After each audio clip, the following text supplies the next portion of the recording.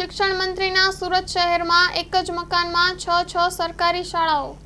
ઓરડાના અભાવે ચોમાસામાં પણ બાળકો બહાર લોબીમાં બેસીને ભણવા મજબૂર. રાકેશ હિરપરાએ ઘટસ્ફોટ છે કે શિક્ષણ મંત્રીના શહેરમાં જ એક જગ્યાએ એક જ મકાનમાં 6 સરકારી શાળાઓ ચાલી રહી છે, જેને કારણે બાળકોને ખૂબ જ અગવડ થઈ રહી છે અને ચોમાસામાં પણ બાળકો બહાર લોબીમાં બેસીને ભણવા મજબૂર થયા છે. શિક્ષણ મંત્રીના સુરત શહેરમાં નીચે મુજબની 6 શાળાઓ એક જ મકાનમાં ચાલી રહી છે. 3 શાળાઓ સવાર પાળીમાં અને 3 શાળાઓ બપોર પાળીમાં ચાલી રહી છે.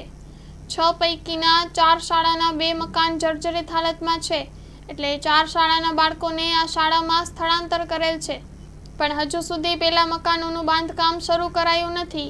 બાંધકામ તો દૂરની વાત, હજુ સુધી જૂના મકાનોને પાડવાનું કામ પણ શરૂ કરેલ નથી. Story report by Sunil Ganjawala, Surat.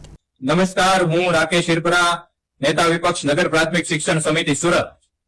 અત્યારે તમે મારી પાછળ અને મારી સાથે જે જોઈ રહ્યા છો એ શિક્ષણ મંત્રીના પોતાના શહેરની સરકારી પ્રાથમિક શાળા છે.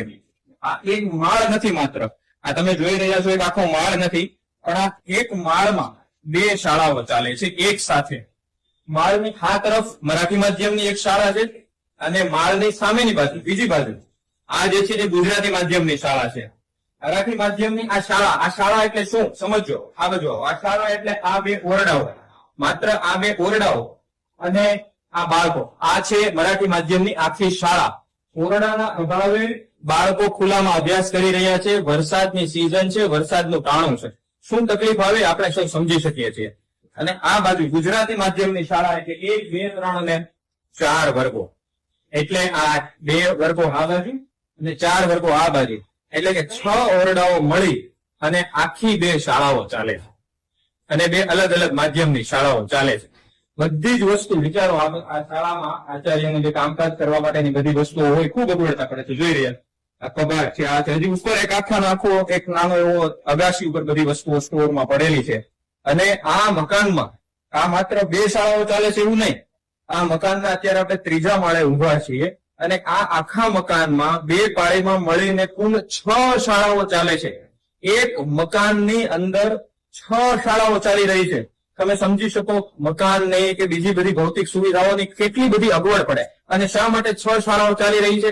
કારણ કે બીજી 4 શાળાઓના 2 મકાનો છે એ જર્જરિત અવસ્થામાં છે અને એ જર્જરિત અવસ્થામાં રહેલા મકાનોને હજી તોડવાની પ્રક્રિયા નથી શરૂ કરવામાં આવી.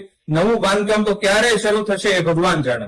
તો આ પરિસ્થિતિમાં શિક્ષણ મંત્રીના પોતાના શહેરની સરકારી પ્રાથમિક શાળાના બાળકો અભ્યાસ કરી રહ્યા છે. જય હિન્દ, જય જય ગરવી ગુજરાત. હેલો ભુજ, તો કેમ છો તમે?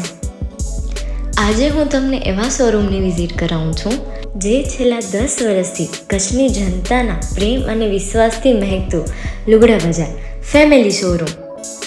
આ શોરૂમમાં સ્ટાર્ટિંગ પ્રાઇસ 399થી છે, જેમાં kids wear, girls wear, boys wear અને જેન્ટ્સ વેર અને લેડીઝ વેરમાં પણ ન્યૂ વેરાયટીવાળું કલેક્શન પણ જોવા મળી રહેશે.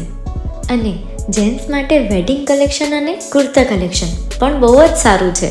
એનિમલ મૂવીનો પાર્ટ 2 આવે કે ના આવે, પણ એનાથી પહેલાં અમે લઈ આવ્યા છીએ લુગડા બજાર પાર્ટ 2, જેમાં તમને કિડ્સ વેરમાં વિન્ટર વેર સમર કલેક્શનનો ન્યૂ સ્ટોક આવી ગયો છે. લેડીઝ વેરમાં પણ ન્યૂ ડિઝાઇનમાં kurti, top and coat set best price थी स्टार्ट थाय छे. तो जेंट्स वेर में भी मिल जाएगा boss. Leather, jacket, brand pants and check shirts, formal shirts, track pants પણ બેસ્ટ થી બેસ્ટ પ્રાઇસ સાથે.